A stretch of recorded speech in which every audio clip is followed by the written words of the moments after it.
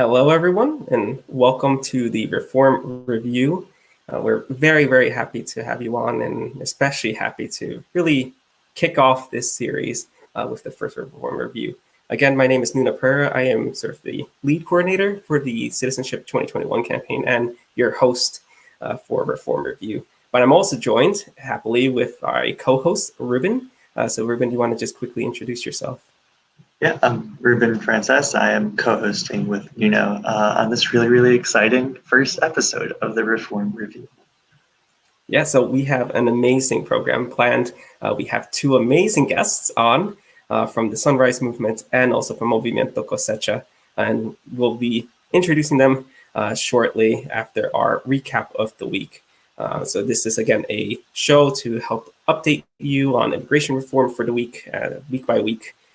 As we become more aware of different actions you can take part in, we'll also be mentioning those here. So you're very aware of how you can take action to make change for your community. So to start, we do have something we call our recaps of the week. I'm going to kind of go over it, starting with what we're really here for and what the campaign is about is the Citizenship Act of 2021. So this has been an ongoing discussion, more so because the way it's evolving. Roughly 2 weeks ago or a week and a half ago, President Biden mentioned that he is open to the idea of breaking apart his proposal that he made his first day in office. If you remember it, it's a rather comprehensive plan proposal for reforming the entire immigration system of the US as we know it. Now, breaking it up does have its benefits, its drawbacks. We've seen this in his recent executive orders, one in particular about addressing the root causes of immigration from Central America, which was included in his proposal. So what we're seeing is that, the way I understand it, is that the benefit is that with a rather partisan Congress, right, we have our Democratic Party and our Republican Party rather headstrong in conflicting with each other at times. This will allow for certain aspects of the reform to pass, which is always great. We do want to keep making progress as much as possible. However, from what I've seen from organizing and in general, the drawback would be that it does limit how comprehensive this reform can be and who can it help. For example, we do see the DREAM Act of 2021, which is now being reintroduced. As many of you remember, it's been a recurring act over the past many years. Now we have another one, which was reintroduced last week. So very, very recently, this was reintroduced by Senators Dick Durbin, he's a Democrat from Illinois, and Lindsey Graham. Surprisingly, right? He's a Republican from South Carolina. So this is seeming to be a more bipartisan bill that has a much better chance of passing.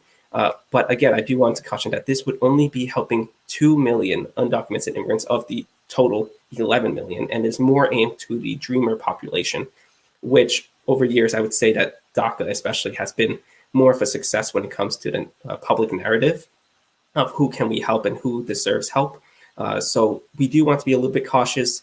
This is definitely a great thing that's coming about, and especially if it's bipartisan and it can pass, that'll be an amazing day for our community. But we also want to be cautious that we don't limit ourselves to who we can help in the long run.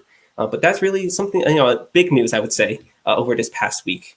But also another one that really caught my attention was the Roadmap to Freedom resolution. So this is something that was introduced in the House of Representatives. It is really being led by the progressives of the House. This is really as they say, a roadmap. It's a very comprehensive list of different ways that we should be aiming to commit as a country, right, as a Congress, that they will commit to seeking reforms and policies to create a more humane immigration system. Now, a lot of these points are being a little bit broad on, so forgive me for that, but it's also because we do want to make sure we have enough, more than enough time with our guest later say, if these are of your interest, right? If you do want us to go into more detail about the Citizenship Act, about the DREAM Act, or especially about this Roadmap to Freedom, definitely comment it for us so we can keep track of it. And next week, we're going to have a very comprehensive show of me and Ruben going detail by detail on these points. But I do want to hand it off to Ruben for his recap before we really get into it with our guests. Thank you, Nuno. My recap is very much just a recent news story and still developing policy change or potential policy change, and that is that the Biden administration said it will begin phasing in a new asylum process starting February 19th, so that's this coming Friday, to deal with the backlog of migrants who are seeking asylum in the U.S. So starting February 19th, about 300 asylum seekers per day would be let in through the borders from an estimated 25,000 people who have active cases in the now defunctional MPP, or Migrant Protection Protocols program. So migrants who are eligible for this will have to register, but this is the first big step in the direction of reversing the Remain in Mexico policy, which was instituted by the Trump administration. This is a really big deal because this is one of the first times that the Biden administration is making good on a campaign promise in a more practical way by ending the Remain in Mexico policy and letting these asylum seekers in. The policy exposed people to violence in Mexican border cities and made it extremely difficult for them to find lawyers and communicate with the courts about their ongoing cases. This only changes the location, though. It doesn't actually change their citizenship status, but since it brings eligible asylum seekers into the United States, it gives them a better chance of a realistic and timely judicial process, as well as a much safer environment while waiting for their court date. Court hearings for the Remain in Mexico program were suspended since June because of the coronavirus, so this is also a really big deal by both reversing this program and renewing court dates. The hardest part for this, though, looking at it through a realistic lens, is getting the word out to people who would be eligible but simply don't know. There isn't a lot of concrete information about how they plan to do that, although they do have an overall idea of creating a virtual portal where people can register, but that's still to be fleshed out, and we'll have more information for you next week once it starts on February 19th. So definitely come back next week to see how we dissect the implementation of this and a lot of the other issues that Nuno mentioned earlier. I'm going to hand it back to Nuno. Great review there. And definitely, as Ruben said, and as I mentioned, a lot of these points we're going to go into a lot more detail at next week's program, especially as we get more details about this. So definitely feel free to follow our Facebook page. But right now, I do want to introduce our two guests, which are really the highlight of this week and really to kick off the series in such a nice way. So really to start, I want to start with Dara Marquez. She was born in Pan Hidalgo, Mexico, and immigrated to the U.S. with her parents when she was just 3 years old. She grew up in Elkhart, Indiana, and works as a chemical engineer for a pharmaceutical company. As an undocumented person, Dara learned about the many factors limiting her family's ability and security. In the process of seeking higher education in the last decade, she helped found a youth-led organization called the Indiana's Dream Initiative of Elkhart, and later became the president of the statewide organization, the Indiana Undocumented Youth Alliance. She is currently serving the movement as a volunteer field organizer with Movimiento Cosecha and supporting Indiana's local campaign, Driving Without Fear. So thank you very much for joining us, Dara. And I also want to introduce Lee Adorno, who is the Latine organizing manager at Sunrise Movement. So just a little bit background on him. Before being involved in climate justice through the Sunrise Movement, Lee organized within the immigrant rights movement. Right? So this includes his time at Movimiento Cosecha and the American Friends Service Committee. At Sunrise Movement, however, Lee is working directly with the Latine constituency, right, Somos Sunrise, whose goal is to build necessary Latine leadership to win a green recovery, and that will ensure a just transition that meets our community's needs as we step into the decade of the Green New Deal. So definitely big welcome to the two of you. I'm excited to have you on, and I'm sure Ruben shares that sentiment. So we really want to handle our main question of the week, and this is something we promoted to talk about, which you're both aware of, but it is understanding how do we reform our immigration system, considering how complex it can be. So really to get into it, we want to kind of go back and forth with a couple of questions. And I think the first one that will help us understand a little bit better is, how does our communities feel about reform, right? As I mentioned in my recap, there was the DREAM Act that was reintroduced. This is something that's been going on for year into year into year. But we also have other examples, right? We have DACA, which was a little bit more successful. It came a little bit under fire under Trump, but it's still around. And then we have the other example of DAPA, which unfortunately wasn't successful. So with that kind of context, right, this is something that's been going on for years and years. Really, what is different about now, if at all? And I think I want to maybe open it up to Dara, if you want to start us off. Yeah. So what's different about now in context of the DREAM Act, and then the proposed pathway to citizenship that came from the Biden administration just recently? It really continues that question. I've been thinking about it, right, in regards to the level of exposure and what our communities think about it specifically. Unfortunately, there's this kind of like a niche community of undocumented youth organizers, right, that Lee and I are, we're stemming from, growing up earlier in when the first DREAM Act came out, and then when we had that disappointing event in 2010 when the DREAM Act died in the Senate, right? So everything that led from that has brought us here today. So within that community, what we think about reform has really morphed based on our experiences with specifically more than just undocumented youth, right? So to answer the question about what is different, I think it's a lot of those lessons that we've gained along the way, right, in regards to DREAM Act.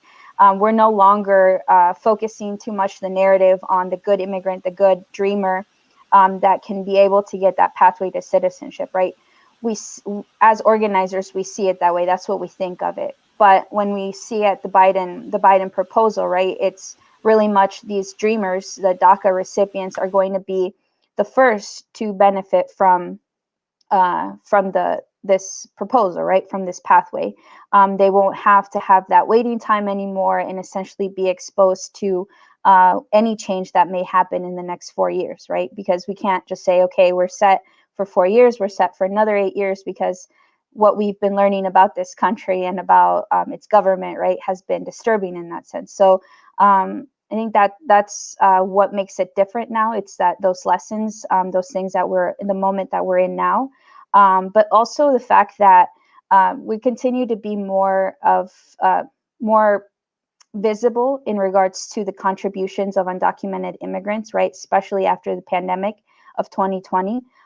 We've been talking about being essential workers. In Spanish, we have Movimiento Cosecha has a hashtag called Esenciales no desechables, right? Essential, not disposable, which essentially highlights and gives visibility to the fact that undocumented workers have stayed in the lines of working throughout the whole year, right? Therefore, we are the most exposed. That's why Hispanic and Black individuals are the most, affected by COVID.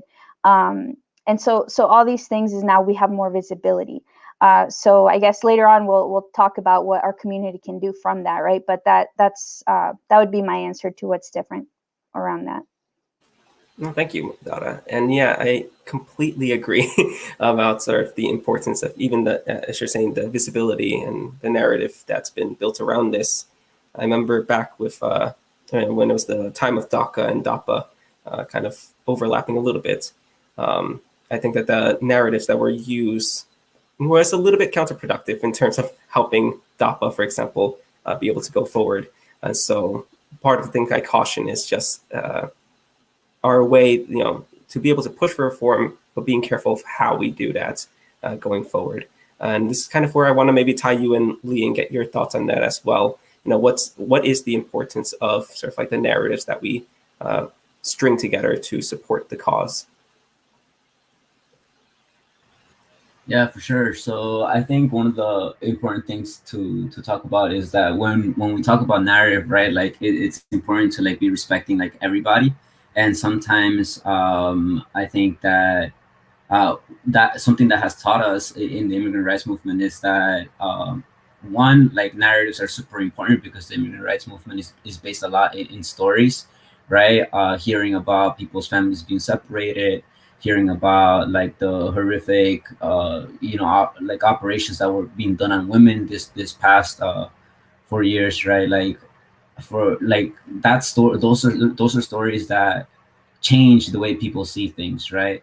I think that additionally to what Dara was talking about, like why is different now is that now the American public has seen uh, a lot of the BS that people who are undocumented go through, right? We have seen how ICE retaliates against communities. We have seen them uh, go by the border and dispose of like food and water that could potentially save lives. We've seen them drop immigrants like in El Paso in the middle of winter with nowhere to go. And so now all of that experience, like we can't ignore it, right? We've also seen how even the conversations of immigration reform like make this whole pot stir, and everybody starts talking about, one side starts talking about what we should be fighting for, and the other side starts talking about like what um like the other, it starts running the other way, and then there's people who are trying to like play in the middle, but the reality is that like now we have that experience. We know how even like Democrats like have like voted against the immigrant community. You touched a little bit about the Dream Act. Going back to how the Dream Act failed, like there was 5 Democrats who voted against the Dream Act back in 2010. You come back to just a few weeks ago, there's 8 Democrats who voted so that undocumented people wouldn't get a stimulus check, right? Or like help in that sense. So when we're denying that help, then we have to really think about like, are these people just playing us? Because this past 4 years, Democrats have been spoken very in solidarity with the immigrant community. But now that we have the House, now that we have the Senate, now we have the presidency, we also want to see that solidarity be transformed into the next step that we need, that our community is suffering through right now, and we need the answers quick. Yeah, and this is kind of another point that I wanted to maybe ask the two of you, right? Is, we do have, as you mentioned, Lee, we have the majority in the House, we have the majority in the Senate, although, very tight with a tiebreaker rather than a little bit more comfortable. And we even have a president who says that he is for immigration reform. We see that with his proposal. But the last time reform was passed was how long now? Decades ago, right? 1986. So should our communities be more optimistic, pessimistic? Like what is your read? Like what's your feeling on that, Lee? If you want to maybe give us a little bit of insight of what you've seen. I feel like there's a lot that I can talk on, and I feel like there's always going to be that like what if this person is thinking of that, and this other like group is thinking of this, and like I can go on and try to like figure it out right now and like tell you about that, but it comes to the end where like I don't really know, because like this time it feels different, let me think about it more, and I'll come back to it. Because that's perfectly fine. I'm also trying to say it at the same time. And Dara, because you're with Movimiento Cosecha, right? So you're also on the field with a lot of these immigrants that are pretty much really affected by this, are very engaged when it comes to immigration reform. So what's your take then? Do you see the optimism, pessimism? Do you think it's warranted? Yeah. Like you mentioned, a lot of my volunteer work and experience has to do with directly impacted individuals, directly impacted undocumented working class people.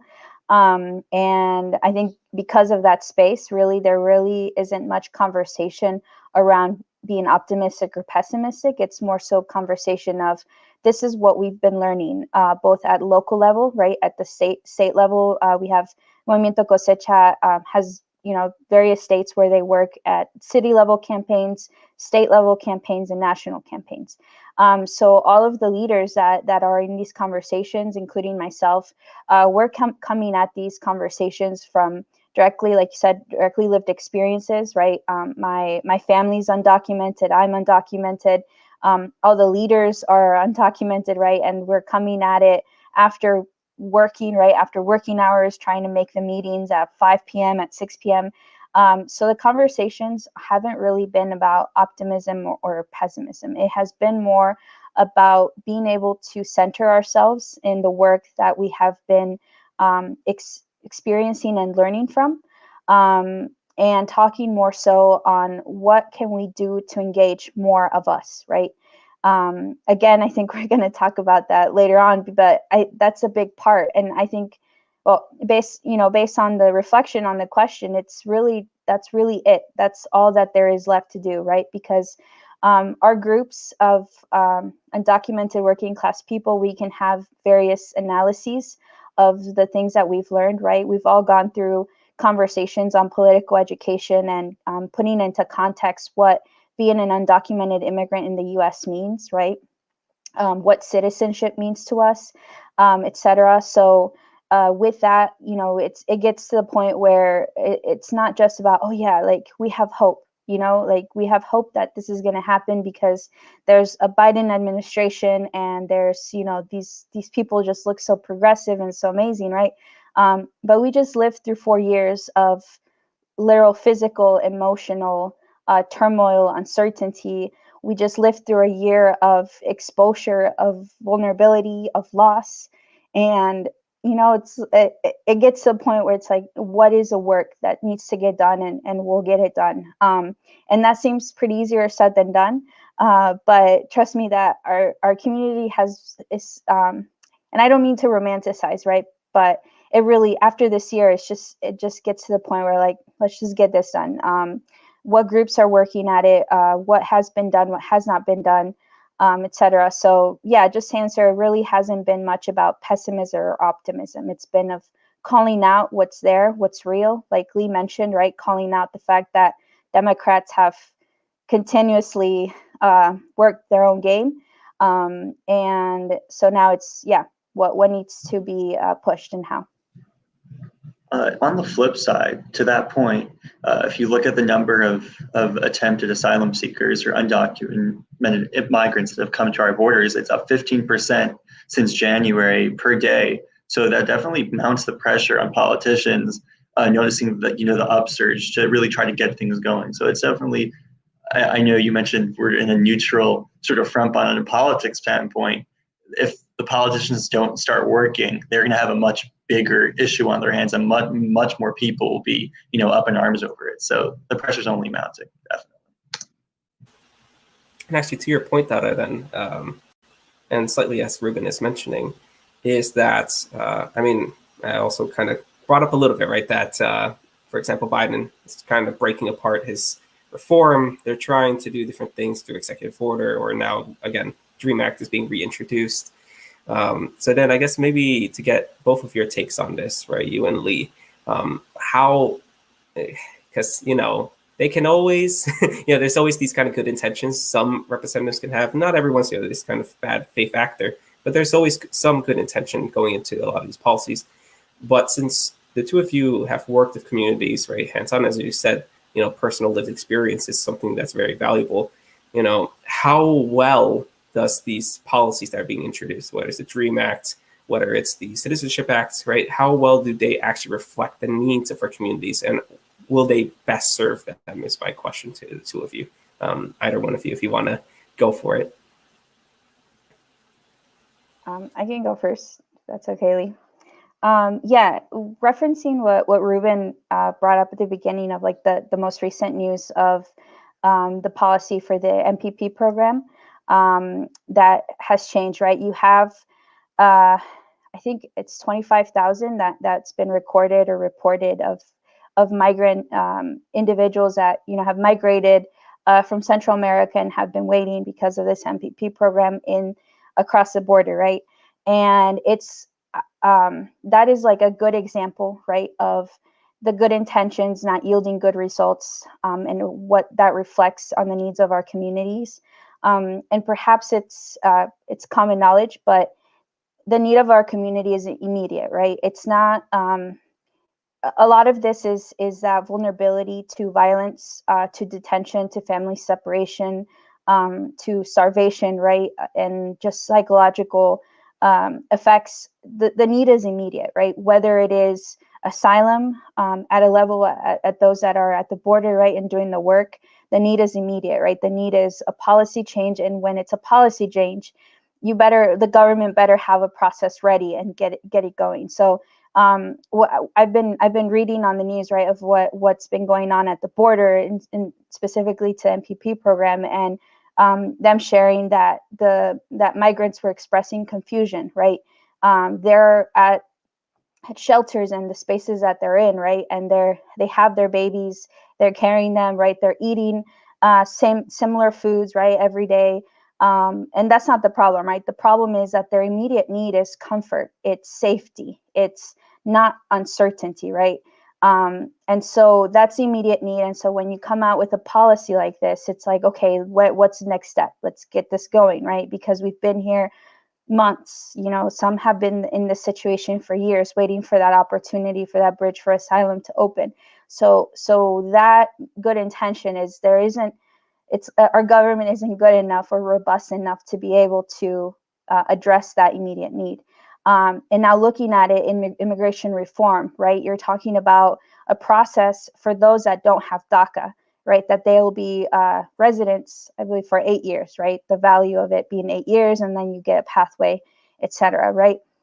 It's all about time, right? The immediate need is to address the vulnerability that undocumented immigrants have driving without a license, right? Because they're not U.S. citizens and they can't go through that process at the BNB. You have the vulnerability of people just being, detained because of officer discretion, because there aren't policies that address officer discretion, and that stems into the movement where we're talking about abolishing police, abolishing ICE, and the work that Black Lives Matter movement has been doing, right? So it's this conversation of that immediacy that doesn't exist in these reforms, in these conversations, yielding good results. Really, ultimately, like what differentiates our community is that, right, that immediate protection, and that immediate permanent protection specifically around that. So that's kind of been my reflection, and reading what's been going on at the border and the migrants' confusion of like, this has changed for us, right? Like, we no longer have to be uncertain about what's going to happen, but it's not, it's not happening yet, right? And there's also not a date yet, right? So it's all this sense. Mm-hmm. Yeah, that sounds, yeah, I would agree completely on that. And part then is, we're talking a lot about, how do our communities feel about how this is, the policies actually reflect what they need and what they need right now. And I think you covered that really great, Dara, when you mentioned that, although we can have pathway to citizenship, 8 years forward, there's certain needs that people have that is in the moment and not years down the road. So actually, then maybe I want to take us in a different direction, right, Lee? And maybe I'll start off with you on this one. But we're talking a lot about the needs of the community and sort of like getting a little bit, we were touching slightly on this, like, that we're trying to focus on the work. But what is, I guess, like what makes us ready to push for reform, especially at the national level, I would say, right? Because we have a lot of people involved in the policy process. I think we all have seen it in our work. Right, there's always the different representatives we have to deal with. There's nonprofit organizations, grassroots movements, lobbyists, right? There's so many people involved. But, so that raises my question to the two of you, and with you, Lee, in particular, to start, right? What is necessary for those, most affected by policy to actually influence it at the national level, something that they might be very detached from? Yeah. Well, I think it's interesting that you say that, because I think there is like a big faction of like undocumented people who have lost faith in like this legislative battles, right? Like because like people have been fighting for so long, and it's been a while, kind of like what we mentioned earlier, that since like the immigrant rights movement really won something big, like the thing in '86. Yeah, just like one of those, like when you think about that, and you think about like where we are right now, one of the first questions that would come to mind, I think, to me is one, like what are people most needing right now, right? Like so we could shape like something like a reform, if you want to call it like a reform. Then we need to find out what people's needs are right now, and then also like what would make a reform worth fighting for, you know? Because I think that right now, like although there's like multiple submissions, right? Like we talked about the like Biden's plan, we talked about Durbin's Dream Act, like there's like all these little different things that are trying to get moved. That tells me that like um one, people are offering different things, and then like what they're offering actually tells us a lot about them. And from what I have seen, like I don't think that like there's one specific program or reform like proposal out there that fits the needs of the community just yet. Yeah, no, I think you raised a good point there. And I guess like I really wanted to understand this question because, again, as I mentioned, right, there's so many people and so many players in in this kind of a field.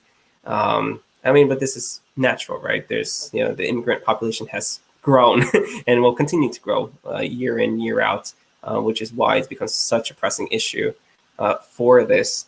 But I guess in a good sense, this means that there's obviously going to be many more advocacy organizations, a lot more agencies dedicated to solving our more immigrant-focused issues.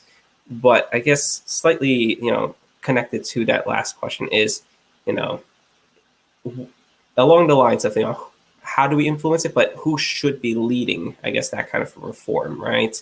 Because I think that becomes the question of how do you get these personal stories, the lived experience that Dara mentioned before, how do you actually get it pulled in to the movement if you have someone who might not be affected by these policies leading and not giving it the priority. So who in the end do you think, Dara, maybe if you want to speak on that, who should be leading this kind of reform, who should be pushing for it?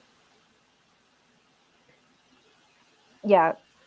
So we're talking about in the context of the lobbies, nonprofits, and representatives, right? Not necessarily on the people, because that would be like the direct answer. So from experiences in regards through Movimiento Cosecha, specifically state campaigns, statewide campaigns, when we're organizing and having these conversations in community, we talk a lot about how our relationship has been like with our representatives, right? Whether they're district representatives, state representatives, etc. Most of the time, there aren't spaces that were created for the working class person, right? Specifically, the working class person that could only speak Spanish, right, or one language that isn't English. And so, talking about these spaces, it's by common sense that you would think that the points that are being made in these conversations at that level are not actually representative. They're disconnected of what the needs are from the community. And that's why a lot of the lessons, at least personally, in talking about these, has been with movements that are specifically working with working class people, right? You have groups like the Poor People's Campaign at a national level, and all of the different groups that organize with the Poor People's Campaign or as a Poor People's Campaign specifically. So for me, it's more so of being able to have representatives, if we're going to be talking at that level, right, that have been involved in not just immigration, right, but have also been having these deep conversations and intentional conversations around working class people, right, and people that have been affected by the capitalism of this country, right, and then also representatives or organizations that have been intentional about speaking of police abolition, right. And being able to talk about how we've been militarizing our communities for the sake of protecting white supremacy, right? And I'm throwing these terms that are common in our spaces, right? But ultimately, it comes down to those things that affect us all equally, right? So if we're going to be talking about immigration reform, for this to be holistic, Movimiento Cosecha has these conversations as with all of our leaders, right? But we're also expecting these same conversations from politicians or these decision makers at that level. So for me, that would be, that would be my most like go-to, right? If they're going to influence any reform, it better be in that sense holistic through that. Mm-hmm. So actually, maybe just a quick follow-up question, right? Because this is something that's bothered me, I would say, in the public discourse, right? Whether it's the media or even certain organizations, the way that they do their work, right? How they organize communities, is that I feel that really the major narrative, or not narrative, but the way that that corporate media in particular has spoken about immigration reform is really tying it too closely to just the Hispanic community, right? The Latino community. And so my question, I guess, is how do we break free of that kind of stereotype, right? That immigration reform is only a Latino issue, rather than saying, hey, it's for all immigrants, right? It's everyone who's involved with the immigration process. And so it's up to all of us to actually, have our voice heard, get involved, and then push for this, whether it's, as a community, whether it's with an organization. So how do we break free of that kind of I guess like frame that we've been kind of forced into by media over the years? Lee, do you want to maybe touch on that a bit, and then maybe Dara? Yeah, I think it's like extreme solidarity, like deep solidarity with the people who the media is not trying to portray, if that's the case. And in this case, I feel like, yeah, there has been kind of like a blackout on just like undocumented black immigrants, right? And so I think that if we want to change something in the video, then maybe we should lean in more into being more in solidarity with black undocumented immigrants. Right. I remember, like, especially during the Black Lives Matter protests, right? It wasn't just Black Americans who were out in the streets fighting for this kind of reform, right? It was everyone. Everyone was out in the streets. Everyone felt that outrage. Everyone wanted to fight for some kind of reform. And so I think that that's, as you were mentioning, I think that that's something, right? Showing solidarity. But really, I guess to make it a little bit more specific, then it's like, what kind of actions do we take to kind of make it, make people aware that, yes, this actually does affect your life? Because maybe it's not just the aspect of, right, feeling forced as if it's only a Hispanic issue, but it's also maybe people don't realize that it does affect their personal lives. Dara, do you have any kind of insight from like the work that you've done, any kind of practical steps that you've taken? Yeah, so I think there isn't this general process that has worked. It's been more just organic growing, organic, lessons. Specifically, like I could give you an example of some things that were happening in New Jersey while we were working there for the driver's licenses campaign in 2018, 2019. And there was this, so the community that's organizing there is primarily undocumented, right? Undocumented working parents. And there were actions that we were pushing for, right? That were tactics that are common in the movements, such as a banner drop, right? So if we're going to be doing banner drops and we're pushing for immigrant agency, right? For our own leaders to be able to decide how and when to do these things, we can't just say, let's do a banner drop and go for it, right? It's a process because we're working with people that are being directly affected and their parents, right? They're people that have been here for 20 plus years and they have a lot to lose, not just like their liberty, right? It's also if they're detained, their family who relies on them would be affected, right? So in that process, we had a banner drop, and one of our leaders reflected afterwards, and they said, I grew up thinking about authority, like, you don't mess with authority figures, right? Like the police or the government, right?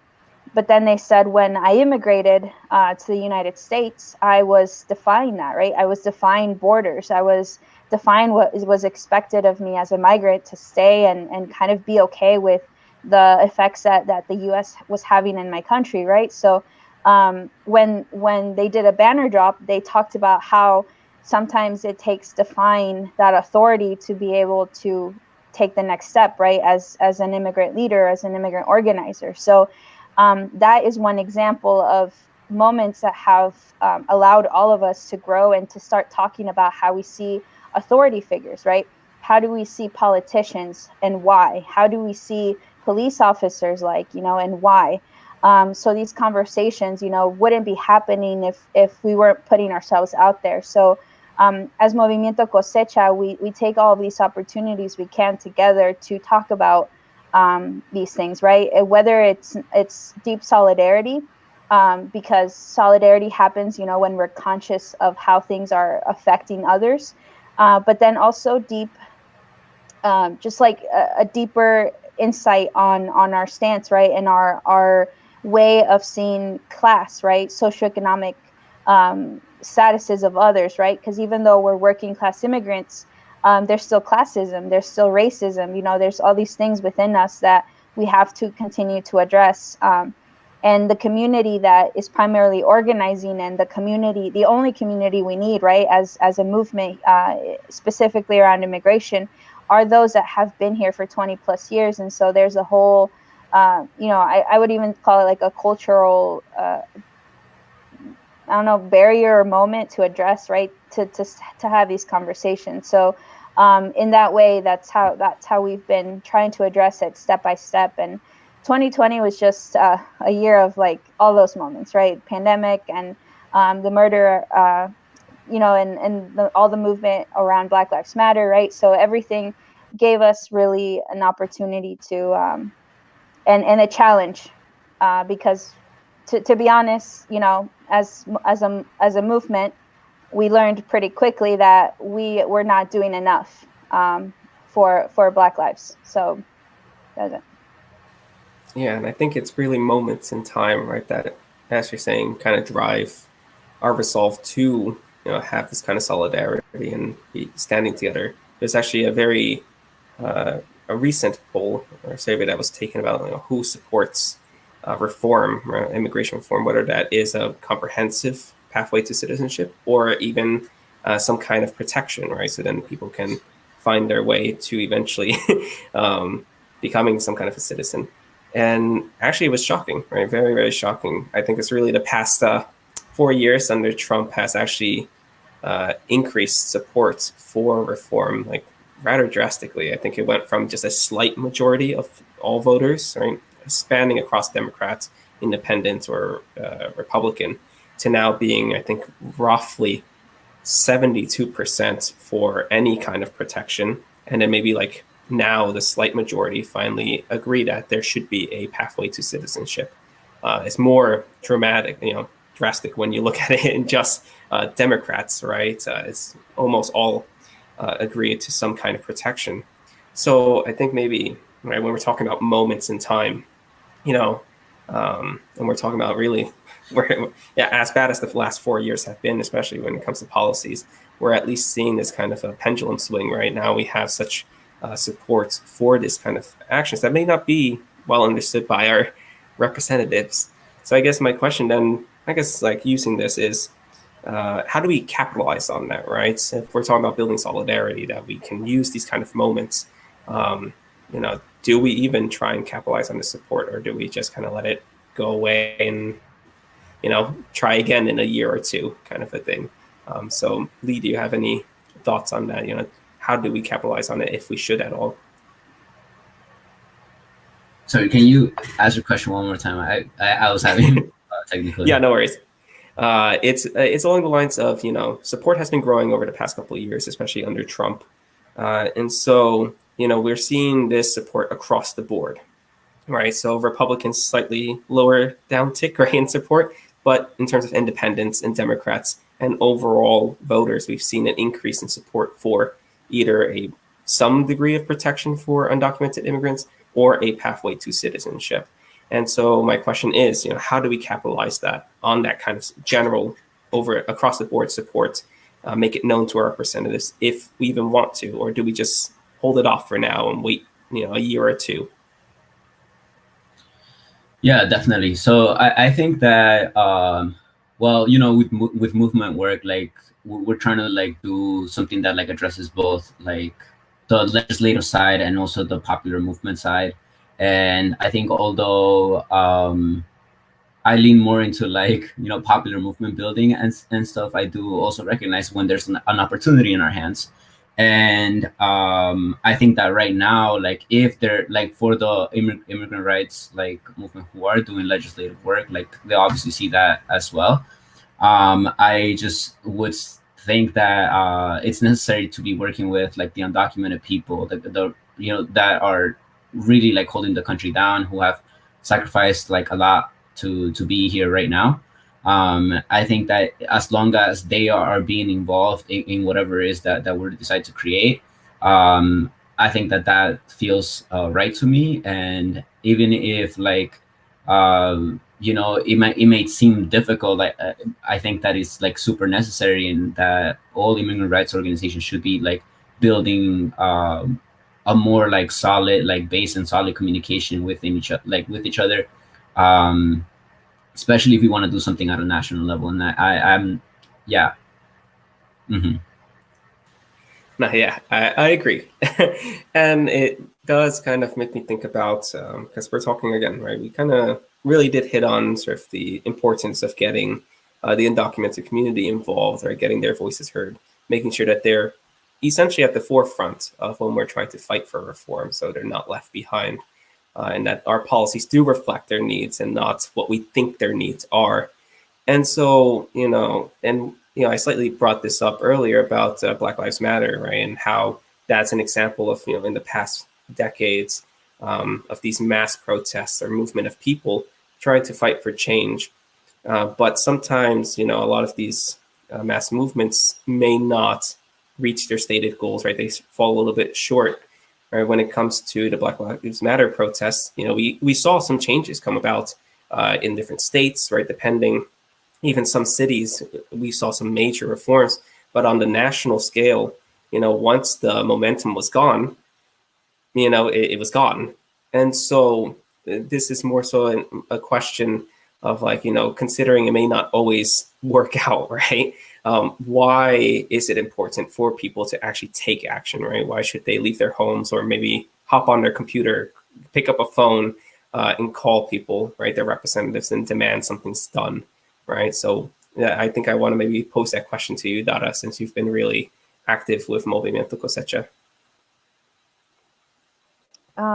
Yeah, I could answer it from Movimiento Cosecha work, but also just like a personal observation. What happened just a few weeks ago with the election in Georgia with the two senators, right?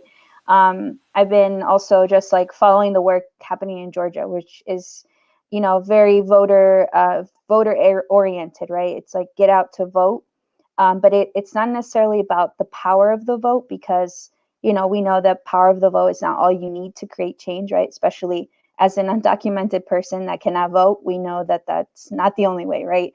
But just observing like the work that happened in Georgia with Mi Gente, right? Very particular, right? It was very like, we have a list of people that are eligible to vote. We have to be there in person, right? And little things, even like here in Indiana, when, I'm from Indiana. So being able to get one representative out, he was a senator, right? And it was just like one district that was worked on. But the key thing was reaching out to the community in a way that we know our community can be reached, right? So being able to have that opportunity of like, acknowledging the fact that you have to get out to get to the community, right? We can't just expect our community to see something on Facebook or on WhatsApp and reshare, and for that to like be sustainable, right? It really works. It does, but it's not what is needed for movement building, right? And Lee talked about it, right? Growing a base, being able to continue to develop your movement or your organization's ability to lead the conversation and lead the narrative takes more than just sharing, etc. So specifically with Cosecha, right? A lot of it starts off, right? Most of our undocumented communities on Facebook, especially like our older leaders, older immigrant leaders, they're on Facebook. we've learned a lot digitally, right? What is used the most, what works the most. Like we use WhatsApp. We don't use so much Signal, right? Because Signal's not so directly for them. So we use WhatsApp. Facebook's pretty easy to use. So they like share or they sign up and subscribe via Messenger, right? So we've been learning about all the different tools that get to our community and our community can stay engaged. But to be sustainable, right? And to put in the terms that you're asking of capitalizing the support, it's being able to continue to create the spaces where community is at or can come to that addresses their specific immediate need, but it also addresses the fact that there's a lack of those spaces in general, right? There isn't a space for the community to come and share our testimonies about being racially profiled continuously in our counties, right? You don't get those spaces unless you're someone who is being directly affected creates those, right? Thinking about the immigrant rights movement and specifically with undocumented youth, a lot of undocumented youth organizations came about after 2010 as support groups, right? So you start creating those support groups and those spaces so that community can be there and continue to grow and learn and create that base. So right now, right, we're seeing a lot of this support for the legal protection, right? And we want to make it permanent, but we also want to make it, I don't know the word in English, like consciente, right? Conscious of what you're doing, right? You're not just going towards citizenship. You're talking about permanent protection, respect, and dignity, because being a citizen of the United States isn't all peachy, right? So how do we, as we continue to push for this permanent protection, how do we address all of these things? And that's creating those spaces. Know your rights workshops have helped a lot, right? So we could have those, and the community can come and we can start talking about when we have felt our rights, be abused, and for us to even learn that we have rights.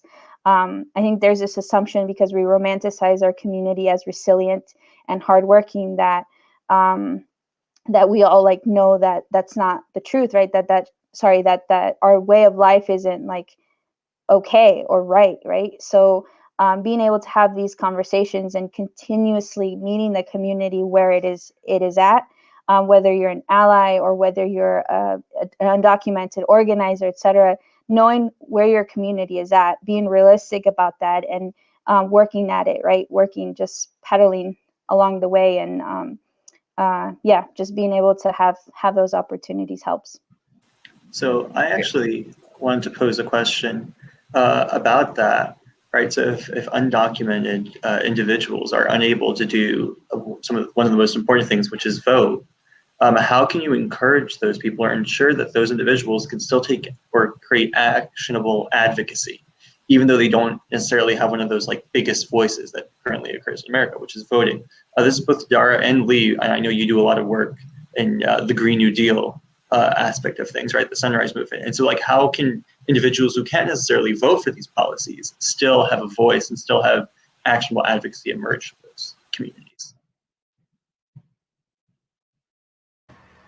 Yeah, so I actually think that that's exactly what the Dream movement and what the immigrant rights movement has been proving, right? Is that even people that don't have the ability to vote can actually shift the way that a whole country thinks, right? And that is what we've seen from like even before 2001, before even the Dream Act came about, right? If we follow the Dream Act story, we see how people are coming out of the shadows, sharing their stories, sharing their concerns, sharing their lives, and how that actually like now like it's pretty hard to like not know what's going on with immigration regarding like DACA and Dreamers. Like at least people have heard of the terms, heard of the words, and I think like that in itself has influenced like policy from like the Obama administration all the way to the Trump administration, and even this time that people were running for presidency, right? Like that was a hot like topic issue, like immigration. I think it's no secret that right now, like Joe Biden doesn't have a good like standing with the immigrant rights movement. There's a lot of things that will need to happen in order for him to even be on good terms with it, right? We still see that he hasn't taken action in canceling contracts with ICE, right?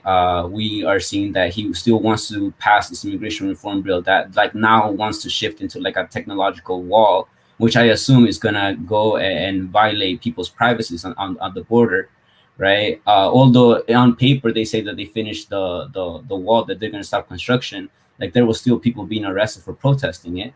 So there's a lot of unclarity.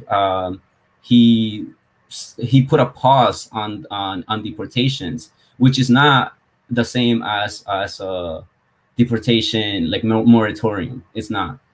Moratorium means it stops.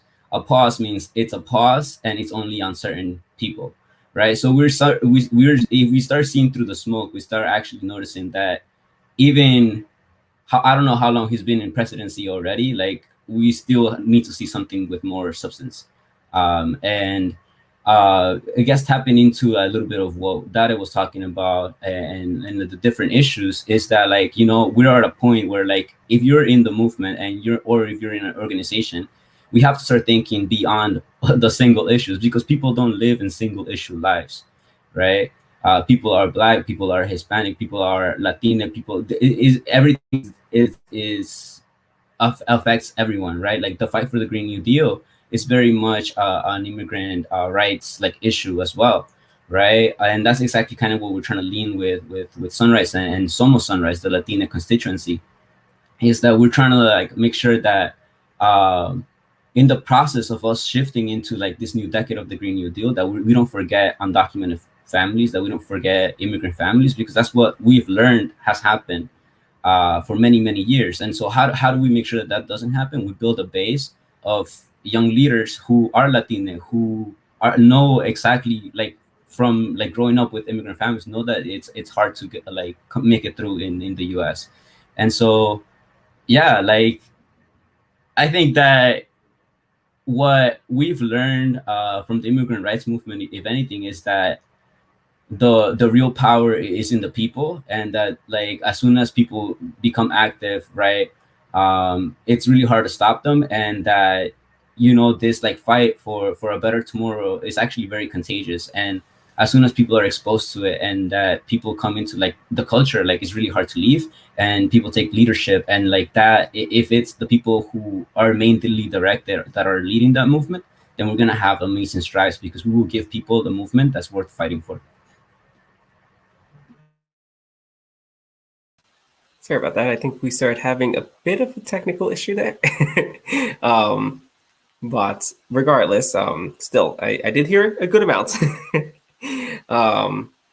But yeah, I think overall, right, what I've understood, and I completely agree with this from the two of you, is the real importance of uplifting, the personal lives of, the undocumented community, but also about building, again, solidarity across the board, right? Making sure that people understand that immigration reform isn't just a singular issue and that life is complex and they're still being affected by reform. And this is why it should matter to them. Because I did wonder quite a bit about, the ordinary person, right? Because this isn't just about making it an important issue for the immigrant community, but also about making it known that, for our allies, right? We were talking about that slightly, about the importance of having our allies on board to push for policies that actually benefit, that actually have the community in mind when it's written and pushed forward. So, how do we, especially if people, again, since there's been so many attempts at reform and, we're now on the next go around for this, how do we get sort of these ordinary people, or even those who are affected but may feel a bit, sidelined, after so many attempts in the past, or failed attempts, or even attacks, right, over the past 4 years? How do we manage to reach out to them, engage them with the issue again, to then get them to come out, to then take action and just get involved, as we've been talking about? What's the best way that we can do this to get them back on board? Feel free to go for it, Dara. Yeah. To clarify, to get on board, you mean folks that are directly impacted by an immigration reform? So I think it's like a combination of both, right? Because we always want to make sure that those who are affected, see that there's an opportunity, that we need to act now. But it's also about, allies, but even ordinary people, right? People who are just part of the community might be a bit disconnected from politics or anything involving policies. How do we really, get them engaged as well to grow our base, to push for these kind of policies and make, our representatives aware, like, okay, this is something we need to act on now, or they're in trouble when it comes to the next election cycle. Mm-hmm. Yeah. So when we're talking about poder popular or popular movement and mass mobilizing, we sometimes want to picture and rightfully so, right? Picture the large marches, las mega marchas that we were seeing in 2006 when there was an immigration law that was that was being introduced and talked about that would essentially criminalize everyone who's undocumented, right? And by criminalizing us, right, besides the fact that we're deportable, right, it was more so talking about our everyday lives, right? I think it's called attrition through enforcement, or the opposite. But the concept is that states, and in this case, the country, would make it so difficult for undocumented people to survive that we would just self-deport, right? So we're talking about that undocumented people would no longer be eligible to have an account to pay their gas bill, right, or their electric bill, water, like things that you need to survive, to have shelter, right? So we're seeing these mega marches in during this time. A lot of that movement was led through faith-based groups, right? Faith-based organizations, and your local churches were telling you, go and march, because when you're criminalizing our lives, you are literally affecting our survival, right? So that really activated our community, right? Our undocumented people, mostly brown, Hispanic people, were coming out to march. So in regards to being able to grow the base, what does that look like today, right? We don't have that threat specifically, right, of criminalizing our lives in that form at a national level. Maybe it's not popular to talk about, right? It's not something that you try to remember when you're trying to grow a base. But if you localize it, right, which is a lot of what the work has looked like for Movimiento Cosecha, in localizing these things that are affecting us, right? So you had mentioned earlier about the work that we're doing in Indiana with driving without fear, right? Being able to drive without fear and being able to have a driver's license is a basic form of protection in any state, right? Now we have 16 states that have it. We're trying to expand that. So why do we talk about licenses? Because that's an immediate form of protection, right? So that example has helped us to be able to bring in leaders that already exist in our community, right? That we already live these experiences. We already know what is wrong with the immigration system. We already know what is wrong in our local governments that do not allow us to continue to grow and have that progress towards independency, right? It being independent, the autonomy of being able to own a business, right? Or being able to have a loan to survive after this 2020 for your business, right? So all these different things, people that are directly impacted or will be directly impacted with an immigration reform already know these things, right? We already know how we feel about it, right? But we just don't always have these spaces. So examples like I mentioned, having that campaign at a state level, at a local level, have really allowed us to bring that up, and have also allowed us to uplift one another as leaders, people who are really like, they're ready to fight, like, show up to all the meetings and we start talking about these things, right? Not just logistics, but intentional conversation and reflection about who we are and why it is that we are and have to deal with these things in this particular country, have really helped to strengthen and continue to grow our base, right? It's a very slow moving process compared to having a mega marcha, like a big march, but it's certainly sustainable, and it's certainly like, it has been growing, and it has been intentional, and it has been holistic, right? So when we're talking about who's leading this conversation, really, I mean, with Movimiento Cosecha, right, we are being we have been organizing with directly impacted people. So as we lead these conversations, for me personally, I always look to the leaders from Movimiento Cosecha that are working parents that have known for years, and now we're just trying to contextualize it, right, and put it about make a list of lists of what needs to happen at a federal level. So yeah, that's how we can continue to activate each other at a local level and federal. Yeah, no, I completely see that. And I think, I guess part of even the greater campaign that we're running, right, that the Reform Review is a part of, is along those lines of how do we actually get people involved, and really how do we give them the tools they need at a very basic level, right, so that they can also take action. So maybe, I guess one of the last questions I want to ask the two of you is, COVID has, this past year has been very different for organizing, right? In terms of, how do we hold meetings? How do we get people to come together to, educate them about what's going on? And how do we actually then take action together as, as a community? So it's definitely become more increasingly difficult, right, for people to learn how they can get involved. And it's very much, a disconnected feeling when it's over Zoom or, even our online class. As much as I love, I love having you guys on, right? It is still a very disconnected feeling than being in person with one another. The campaign, on our website, we have information about, how can you take action? How can you call your representative, right? How do you even know who your representative is? And that's sort of like something that we try and provide. So I wanted to maybe ask you guys then, and again, in the context of COVID, right, depending on someone's circumstances, right, and this can be anything, right, so whether it's their legal circumstances, right, their status, financial, right, because typically you have a lot of money, you can do a lot more things, how can someone, right, how would you recommend someone take action now to push for reform, right, the reform that we think we need, whether it's that pathway to citizenship or permanent protection? Like, what can people do now practically that you think would benefit them and their community? I leave that to either of you. Okay, I can go first if Lee's okay with that. Or is that good, Lee? Okay.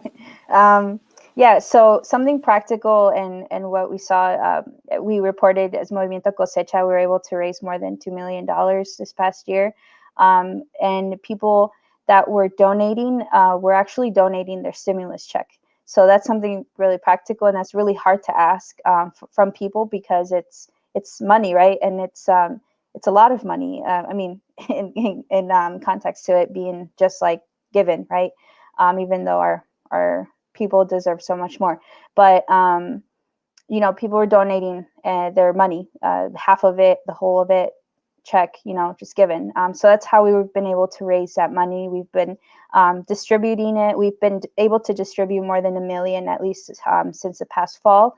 We haven't provided an update yet, but we've been continuously working and distributing that money to directly impacted undocumented families, right? And we have a whole process where undocumented leaders have been leading that effort.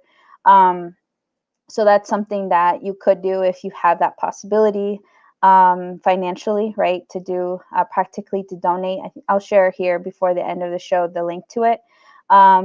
That's in the context of like financial, but in regards to be able to continue to impact reform.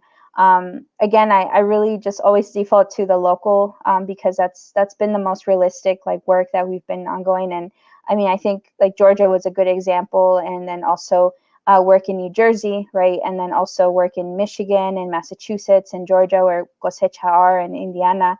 At a local level, you have the opportunity as if you are an undocumented person, whether you're a dreamer, right? You identify as a dreamer, you're of that generation, or if you're older, right, and you've been here for 20 plus years, but you weren't eligible for DACA, or everything happening with DACA, you haven't been able to obtain it, right? So all of these generations, if if you want to become involved, oftentimes these conversations are like they're kind of like not inspiring or motivational to continue move forward, because it's kind of always the same thing, the same game.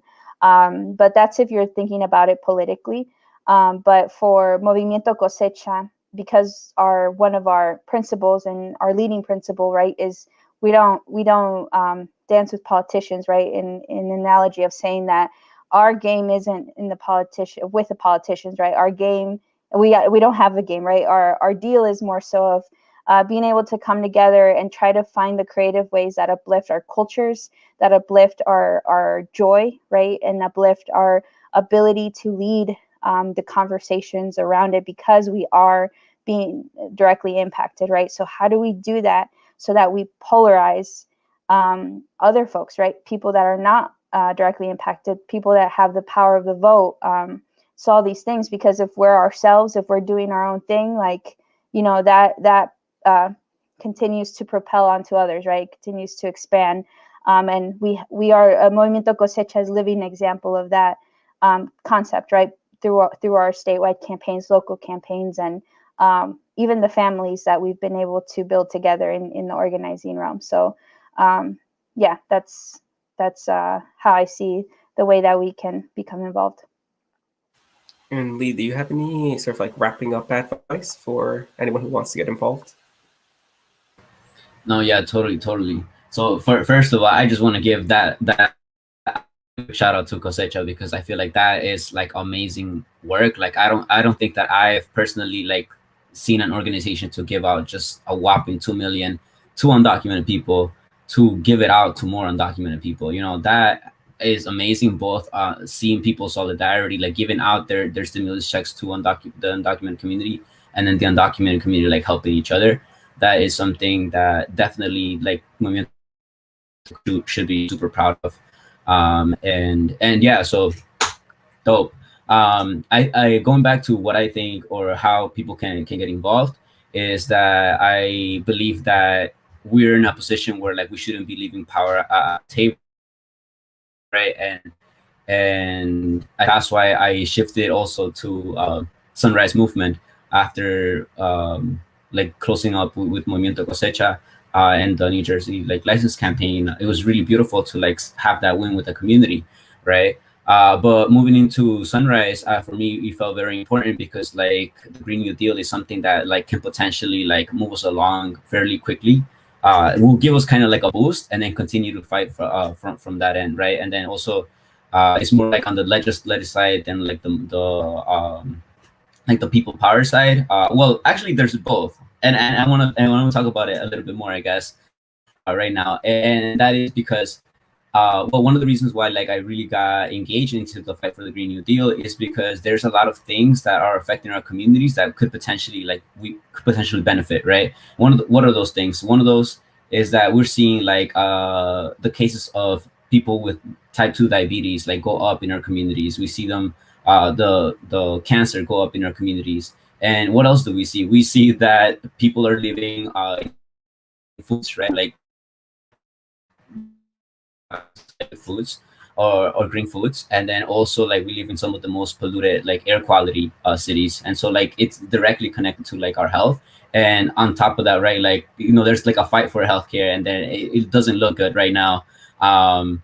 Also, like one of the things that I learned from like working with immigrant families is like they really trust the education system like with their kids, and so they just like wholeheartedly believe that they're getting like good education, when in reality we look at the numbers, and like the ELL students, ESL students are like literally like right now nobody really cares for them, especially during the pandemic. Like a lot of kids are failing, and so like we need to like reshift our education system too. So like when you start thinking about that, healthcare, public housing, we see people like starting to get evicted, or like we're gonna be seeing the people get evicted, and the homelessness, right, like numbers rising.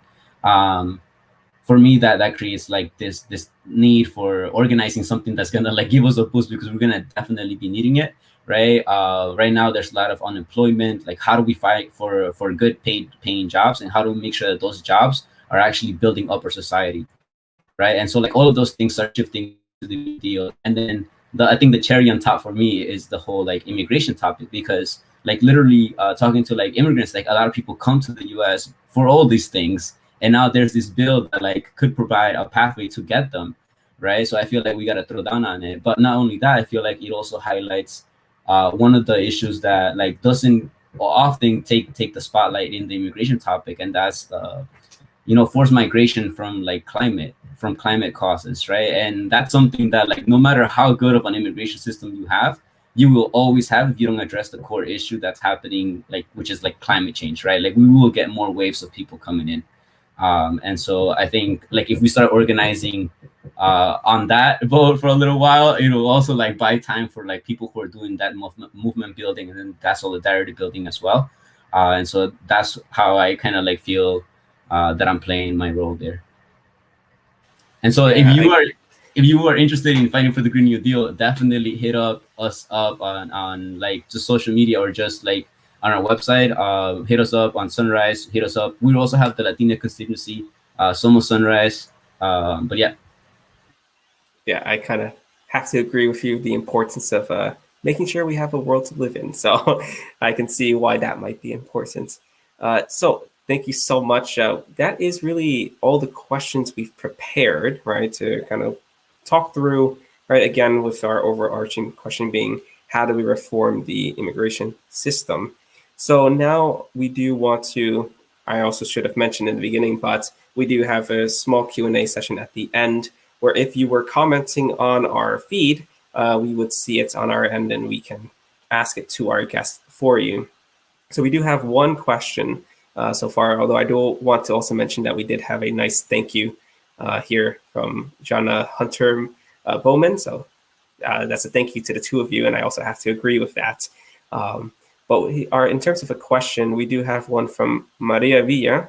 How important is the undocumented immigrant community to push this 2021 immigration reform, and how could they do it? We did talk a little bit about this, but maybe if either of you want to really tackle it in a very specific way, like how would you answer that for Maria?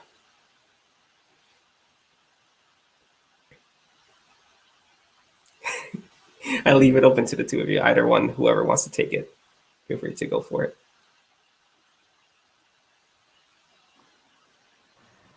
I can try. Lee would. Go ahead. No, you. It's an awkward silence.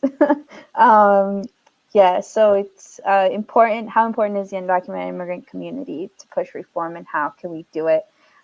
So yeah, definitely. I mean, without the undocumented community, from our perspective and from the work, there will not be a reform that's representative of the need. What is the need?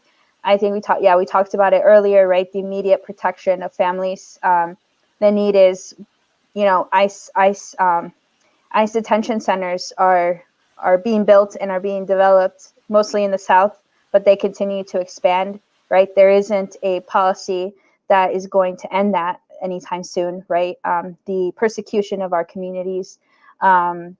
So in there, it's like being able to be involved in fights that are fighting against the detention centers that are in your backyards, right? Especially if you're in the South too, just being able to be conscious of how fast growing that has become. Also important, another immediate need is being able to end even that process of being able to be vulnerable to detention and deportation, which starts with talking about driver's licenses, right? Like that's one of the campaigns with Movimiento Cosecha, because that's been, no pun intended, right? But a vehicle to help us get to the bottom line of like how our states are addressing that thing, right? So we know that in different states, we have counties where police officers are using their discretion to really directly harm our communities, our undocumented and people of color communities, right? So how are you addressing that? So just being able to know if there's a campaign there in your state. There's definitely one in Indiana. There's definitely one in Michigan, in Massachusetts. New Jersey just recently got their driver's licenses, but there's still struggle around the conditions of how you're going to be able to get a license, right? So still be involved in those conversations. So another way of conversing around how we're going to impact and how we can get involved as an undocumented person, aside from being in these conversations or just following, or even just going and taking action, right? Rallying or visiting families that are have someone that's detained, etc. You have the other conversations that are local, right, that affect not just because of your legal status. So there's an example in New Jersey, in New Brunswick. The RWJ Institute is trying to expand and have a new building for their cancer research. And in order for them to do that, they had to demolish, they have to demolish a school there that's right across the street, and it's a school where more than 90% of its kids are Latino, Latinx, of immigrant parents, mostly undocumented immigrant people here there in New Brunswick, right? And this is one of the high achieving schools. And it shouldn't be protected just because it's high achieving. It should be protected because the way that they are going to go about the process of demolishing is that the students are going to be sent to a former warehouse where there's still a lot of contamination, right? There isn't any protection around there. They're going to be sent to a warehouse. So if you also think about the psychological effects of you going to learn in a former warehouse, that's not a space that's safe. It's not a space that's welcoming or warm for children, right? So I'm using that example that just sharing that these things exist in all of our communities across the country. And for us to start even that small, we can start addressing ways of how we can make this reform something that is actually representative of what it means, right, for undocumented people. It's immediate protection, right? No, just immediate. A moratorium to detention, to deportations. That's it. Abolishing ICE. When we're talking about abolishing ICE, we're talking about an agency that didn't exist. It's only been existing for such a short time, but it's done so much harm and it's expanding. So that is another thing that is immediate, right? So by you being involved in these conversations, you're influencing what that reform is going to do at a larger scale too. And then also, how our communities of color are being treated at a local level is going to reflect. It's going to be parallel to how this reform is going to address how we're being treated, right? If this reform doesn't involve influence against how we're militarizing our country, then it's not going to be a good one. So. Yeah, thank you to the two of you. And we don't have another question from the audience, which is perfectly fine. I think we've gone over quite a bit of questions this entire program. So actually, before we wrap up, I do want to give everyone a chance to really tell people how they can get involved with your organization in particular. But real quick, I do want to also plug our campaign website, because this is the one that kind of really brought us all together here. So if people are watching, you're probably watching on the Citizenship 2021 campaign Facebook page. So definitely, if you haven't already, please give us a like. Check out the actual website. It's scrolling across the bottom of the screen there. It has, as I mentioned earlier, instructions on how you can take action. Very easy walkthrough of how can you find out who your representatives are, both in the House and the Senate. How you can call. We have a script prepared. It's just follow the steps, and you can really take a big step in getting reform pushed. So maybe, Dara, do you want to quickly talk a little bit about Movimiento Cosecha, even the fund that you brought up earlier, or how can people get involved? Yeah, so in lahuelga.com, we also have a section where you can learn about our campaigns that are happening at a federal level, or a national level. We have campaigns in Massachusetts. So if you're in Massachusetts, we have a pretty awesome team of organizers there that are right now, I think from what we've learned, Massachusetts is reintroducing its driver's licenses bill. So that's one of the main campaigns where folks are being able to lead and do some leadership development there within each other. And so if you're in Massachusetts, you can get involved there. Also, Michigan has a pretty great team as well. They're in Ann Arbor, in Grand Rapids, in Kalamazoo, in Detroit, and they have also a great group of allies. So if you don't identify as an undocumented person, or if you just want to support with your literal body to help as a police liaison or a safety person that helps during the marches or during civil disobediences. There's always space for that. Also, New Jersey, they have some great local campaigns right now. Well, they're not great because it shouldn't be happening, but there are campaigns where you can get involved. Right now, there's a fight with against Bergen County Jail. It's one of the detention centers there, and they are abusing human rights with not having COVID restrictions and really exposing the detainees there. So there's just a lot of human rights being violated at Bergen County. So be involved there. In Indiana, we also have a campaign for driver's licenses. Right now, we're nearing towards the end of the session there, but we're going to have an action. So if you're close to Indiana, we'll be at the State House. Just come in at 9:15 a.m., but also go to our Facebook page. It's Cosecha Indiana. You can look for us there. And then, Georgia also, they have a working group there. They're called Via Dignidad Inmigrantes Athens, or Dia Secha also. They've combined the work around Cosecha and Dia. They're doing great mutual aid work. So, there's various ways. Just go to lahuelga.com and look up the campaigns, and that info will be there. Perfect. And in case you were seeing, the links are going to be displayed as our guests are bringing them up. So thank you again, Dara, for everything. Lee, would you like to plug Sunrise Movement? Yeah, definitely. Well, there's the link. You go to joinsunrise.gov.